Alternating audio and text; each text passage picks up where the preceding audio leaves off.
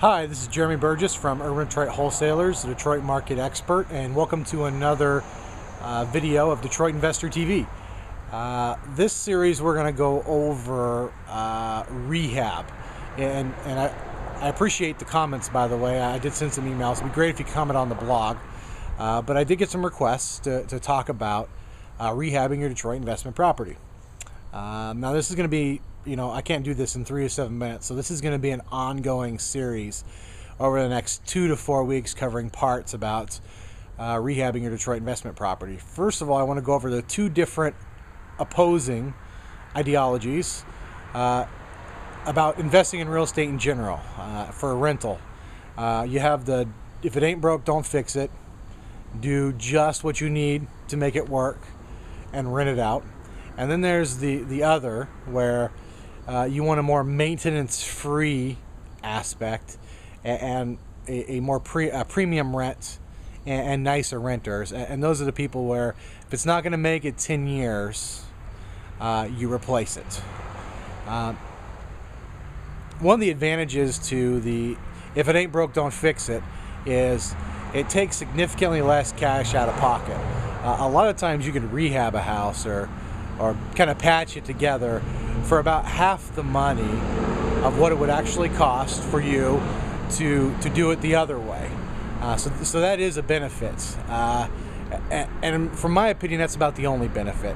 Because from there on out, you're looking at problems. First of all, the house, if you're just barely putting it together, is not going to be in that great a shape.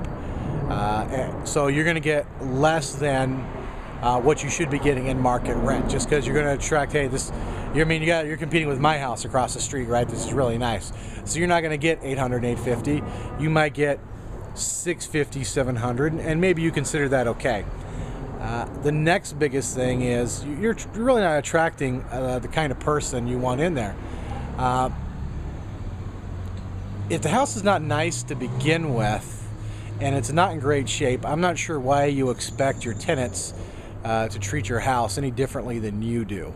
And that's not always the case, but I found, and many times I go out and look at these houses that investors want me to buy.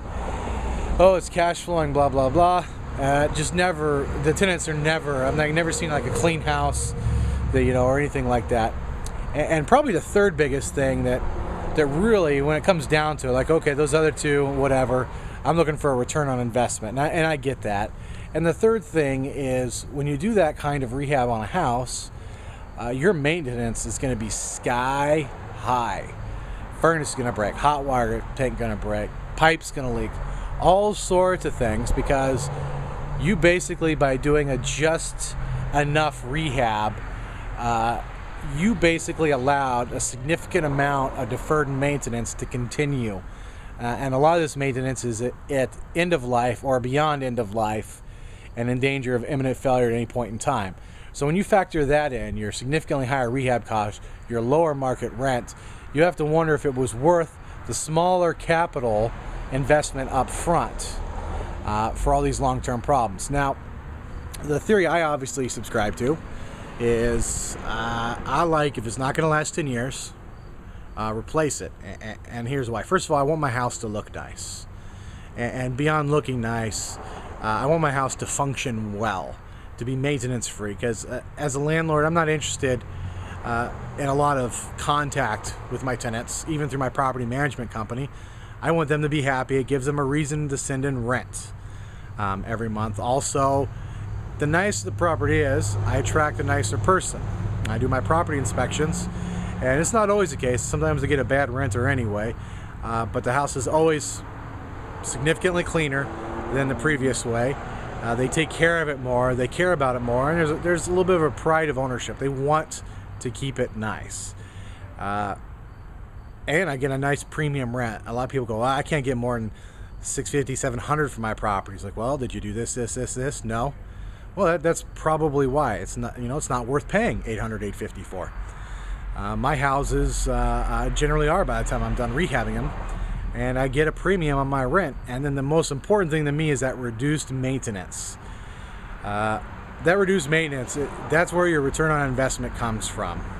I'm the believer of don't ignore the problem, fix the problem. I don't like deferred maintenance. If something's a problem, I don't want to just patch it. I want to fix it forever, or for toward the end of life of that repair. The disadvantage, obviously, to this one is it does take twice as much rehab capital up front. So let's say house needed $13,000 to do it the right, what I would consider the right way, the complete way. You could probably patch it together for half that. So there is a disadvantage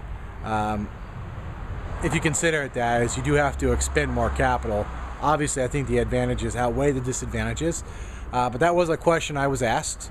I was asked a lot more, so stay tuned. I'm going to shoot another episode on Thursday this week, and we're going to start going into some of the more important rehab things you should know when you're rehabbing your Detroit investment property.